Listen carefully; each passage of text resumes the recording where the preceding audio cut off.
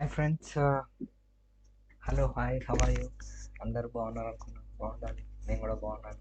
So ఈరోజు basic account మొత్తం క్లియర్గా నీట్గా మన లైఫ్లో అకౌంటింగ్ బేసిక్స్ అనేది ఎవరైనా అర్థం చేసుకునేలాగా చెప్తాను friends. So I hope you can understand easily. మీరు అందరూ అర్థం చేసుకుంటారని ఆశిస్తాను. Thank you once again. So let's begin our topics. So ఈరోజు మనం బేసిక్ అకౌంటింగ్ అసలు ఎలా ఉంటుంది అనేది చూద్దాం. సో బేసిక్ అకౌంటింగ్ అనేది 5 పార్ట్స్గా డివైడ్ అవుతుంది. నువ్వు ఏ ట్రాన్సాక్షన్ ఏదైనా చూసుకున్నా బేసిక్ అకౌంటింగ్ అనేది మొత్తం 5 పార్ట్స్గా ఉంటుంది. ఒకటి అసెట్, రెండోది ఎక్స్పెన్సెస్, మూడోది రెవెన్యూ, నాలుగోది ఈక్విటీ, ఐదోది లయబిలిటీ. సో నువ్వు ఏది చూసుకున్నా ఇవన్నీ 5 పార్ట్స్గానే ఉంటుంది. Okay, these are 5 elements of FS అంటే ఫైనాన్షియల్ స్టేట్మెంట్స్లో ప్రతి ఒక్క విభాగం ఈ 5 పార్ట్స్గానే ఉంటుంది. ఓకే, నౌ చూద్దాం మన మోడర్న్ ఈక్విటీ అని ఎలా ఉంటుందో చూద్దాం. సో మోడర్న్ అకౌంటింగ్ ఎలా ఉంటుందో చూద్దాం. సో ఇవన్నీ క్లాసిఫై చేసుకున్నాం: asset, expenses, liabilities, equity. So you got asset, expenses, liability, equity, revenue. So asset అనేది బ్యాలెన్స్ ఎప్పుడు డెబిట్ సైడే ఉంటుంది, రైట్? ఎక్స్పెన్స్ అనేది ఎప్పుడు డెబిట్ సైడే ఉంటుంది. లైబిలిటీస్ అనేది ఎప్పుడు క్రెడిట్ సైడే ఉంటుంది. ఈక్విటీ క్యాపిటల్ ఆల్వేస్ క్రెడిట్ సైడే ఉంటుంది. రెవెన్యూ అనేది క్రెడిట్ సైడే ఉంటుంది. సో ఇవన్నీ డెబిట్ క్రెడిట్ అని సెగ్రిగేట్ చేసుకున్నాం కదా. మళ్ళీ డెబిట్ అంటే క్రెడిట్ అని అడగద్దాం. ఎందుకంటే షుగర్ ఎందుకు తీయగా ఉంటుంది, ఉప్పు ఎందుకు చేదుగా ఒక కైండ్ టేస్ట్ ఉంటుంది అంటే మనకు తెలియదు వాటర్ ఎందుకు వైట్ ఉంటుంది. సో డెబిట్ అండ్ క్రెడిట్ అనేది మనం ఒక సెగ్రిగేట్ చేసుకోవడానికి మాత్రం ఉపయోగించుకున్నాం. ఓకే, సో ఇవన్నీ డెబిట్ క్రెడిట్ అనుకున్నాం. ఒకవేళ డెబిట్ బ్యాలెన్స్ పెరిగితే డెబిట్లోనే ఉంచుతాం. ఓకే, ఈ అసెట్ ఎక్స్పెన్సెస్ డెబిట్ వాల్యూస్ పెరిగితే డెబిట్లోనే ఉంచుతాం. ఒకవేళ తగ్గితే క్రెడిట్ చేస్తాం. ఓకే, అసెట్ వాల్యూ ఎప్పుడు క్రెడిట్ చేస్తాం అనేది మళ్ళీ నీకు ప్రీవియస్ పార్ట్లో అన్ని క్లియర్ ఎక్స్ప్లెయిన్ చేస్తాను. లైబిలిటీస్ అన్ని క్రెడిట్ బ్యాలెన్స్. ఒకవేళ పెరిగితే క్రెడిటే చేస్తాం. ఓకే, పెరిగితే క్రెడిటే చేస్తాం, తగ్గితే డెబిట్ చేస్తాం. సో మోడర్న్ ఈక్వేషన్ ఏంది? General assets is equal to liabilities plus equity capital. So అది మోడర్న్ ఈక్వేషన్. సో ఇక్కడ డెబిట్ ఏంది? పెరిగితే ఇది మైనస్, పెరిగితే డెబిట్. ఓకే, సో అలా అసెట్స్ అనేవి పెరిగితే అసెట్స్, ఎక్స్పెన్సెస్ పెరిగితే డెబిట్, తగ్గితే లైబిలిటీస్. క్రెడిట్ సేమ్, అన్ని లైబిలిటీస్, ఈక్విటీ క్యాపిటల్ అన్ని క్రెడిట్ ఉంటాయి. పెరిగితే క్రెడిట్, తగ్గితే debit. Okay, so these are basic concepts. ఎవరైనా అర్థం చేసుకో. మళ్ళీ చెప్తున్నాను, అది ఫైనాన్షియల్ స్టేట్మెంట్స్ ఎలిమెంట్స్ 5 పార్ట్స్ ఉంటాయి. ఒకటి asset, expense, liability, equity, revenue. ఇవన్నిటి ఎప్పుడు వీటి యొక్క బ్యాలెన్సెస్ ఇక్కడ ఇచ్చాము. ఒకవేళ పెరిగితే ఏం చేస్తాము, తగ్గితే ఏం చేస్తాము. Okay, I hope you guys understand. We're going to for next slide. Okay, now will go to డెఫినేషన్కి వెళ్దాం. So what is accounting? Accounting అంటే ఏంటి? అసలు అందరూ ఏదో చేస్తారా అది అంటారు, కానీ బై ద ఎండ్ అసలు ఏంటంటే summarising the financial data into meaningful format. So ఏదైతే డేటా ఉంటుందో అవన్నీ మీనింగ్ఫుల్గా చేసి దాన్ని balance sheet, PNL account, cash flow accounts, so అలా ఫార్మాట్లో అడ్జస్ట్ చేయడం అకౌంటింగ్. సో సో ఇవన్నీ చేయాలంటే ఏం చేయాలి? ఫస్ట్ సమరైజ్ చేసుకోవాలి, correct? So accounting process here I have posted clearly. Okay, accounting process ఇక్కడ పోస్ట్ చేశాను. Here I posted accounting process. So source of document అంటే సోర్స్ అంటే ఏంది?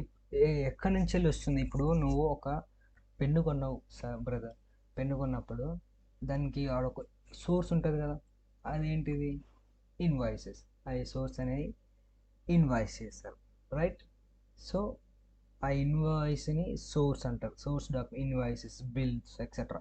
ఓకే, జర్నల్ ఎంట్రీస్ అంటే, జర్నల్ అంటే ఏంటంటే రికార్డ్ చేయాలి కదా. మన అకౌంటింగ్ అనగానే సమరైజింగ్ కంటే ముందు సోర్స్ ఫైండ్ అవుట్ చేయాలి, ఆ రికార్డ్ చేయాలి, తర్వాత దాన్ని సమరైజ్ చేయాలంటే డివైడ్ చేసుకోవాలి, సమరైజ్ చేసుకోవాలి. Okay, that is journal. ఆ సమరైజ్ రికార్డ్ చేసిన దానికంటే ledger. Now we're going to classify as a ledger. So ledger నుంచి నెక్స్ట్ ప్రాసెస్ ఏంది? Trial balance. So source of document నుంచి ట్రయల్ బ్యాలెన్స్ వరకు బుక్ కీపింగ్ అంటారు. Okay, book keeping process same. Source నుంచి వెళ్ళి journal entries, ledger, trial balance, ఇవన్నీ ఒక internal ఒక బిజినెస్ వర్క్ అది okay, but versus when company is big it should disclose to every one of the investor.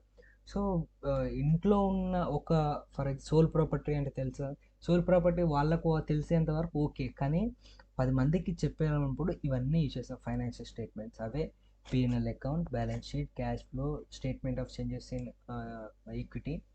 ఇక్కడ ఇది క్లియర్గా చేస్తాం. Okay, got it. అకౌంటింగ్ అంటే ఇలా రికార్డ్ చేయాలి, క్లాసిఫై చేసుకోవాలి, సమ్మరైజ్ చేయాలి, దాన్ని మీనింగ్ఫుల్ ఫార్మాట్లో అందరికి అర్థమయ్యేటట్టు పోస్ట్ చేయాలి. అది ఎవరికి ఉపయోగపడుతుందంటే సి ఇలా చేయడం వల్ల బిజినెస్ ఒక పొజిషన్ అనేది ఆ మేనేజ్మెంట్కి తెలుస్తుంది.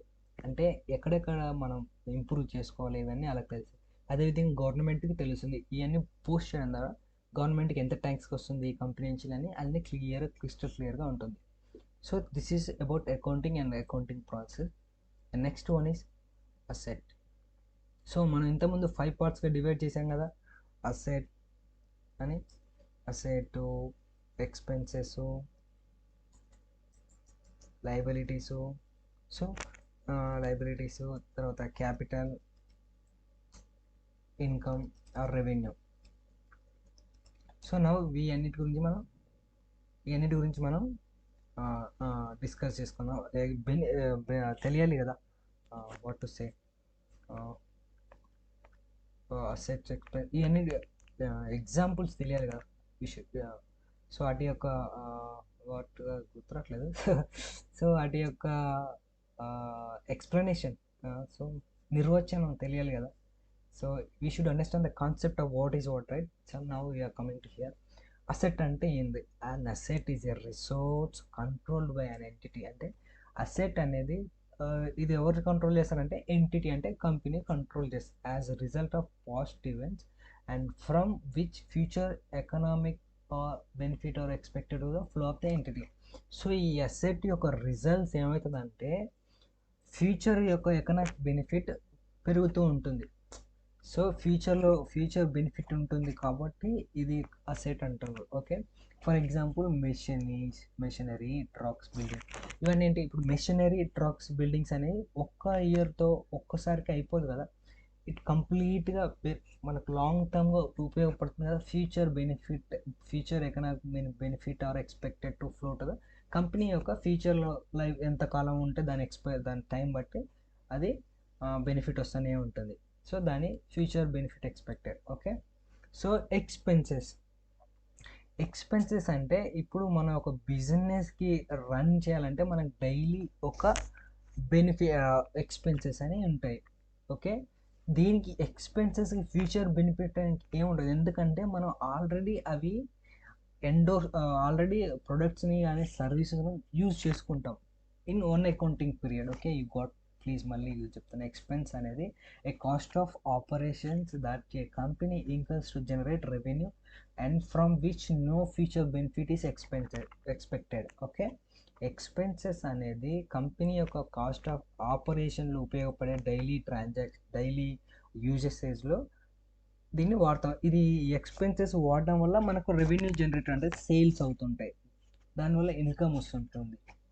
సో ఓకే, దాన్ని ఎక్స్పెన్స్ అంటారు. ఫర్ ఎగ్జాంపుల్ రెంట్ ఎప్పుడు కడతాం? మంత్ అయిపోగానే కడతాం. ఎలక్ట్రిసిటీ బిల్లు మంత్ అయిపోగా, శాలరీ మంత్ అయిపోగా.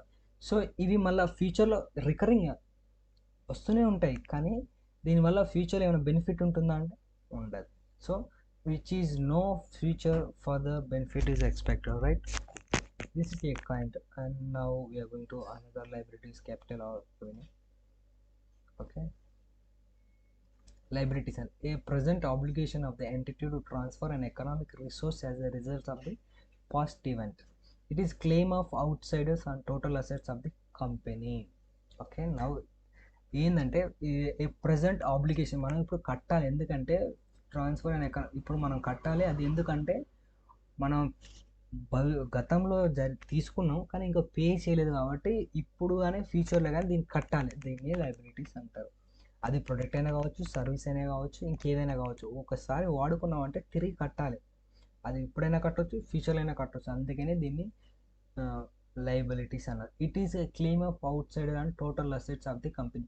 సో ఇప్పుడు మనం ఒక కంపెనీకి ప్రొడక్ట్స్ పంపించామండి, వాళ్ళు ఇంకా కట్టలేదు, దాన్ని లైబిలిటీ అంటారు. వాళ్ళు ఫ్యూచర్లో అయినా కట్టాలి మనకు. ఓకే, అప్పుడు ఆ, వాళ్ళని కట్టాలి కదా. సో ఏ అనే company, for example A B B A అనేది మన కంపెనీ, బి అనేటోడు వెండర్ అంటే మనకు ప్రొడక్ట్స్ సర్వీస్ చేసినోడు. వీడు మనకి ఒక 1000 రూపాయలు గూడ్స్ ఇచ్చిండు. ఓకే, 31st మార్చి వరకు ఇంకా మనకు డబ్బులు ఇవ్వలేదు. డబ్బులు ఇవ్వలేదు, మన కంపెనీకి 1000 రూపాయలు సప్లై చేసిన గూడ్స్.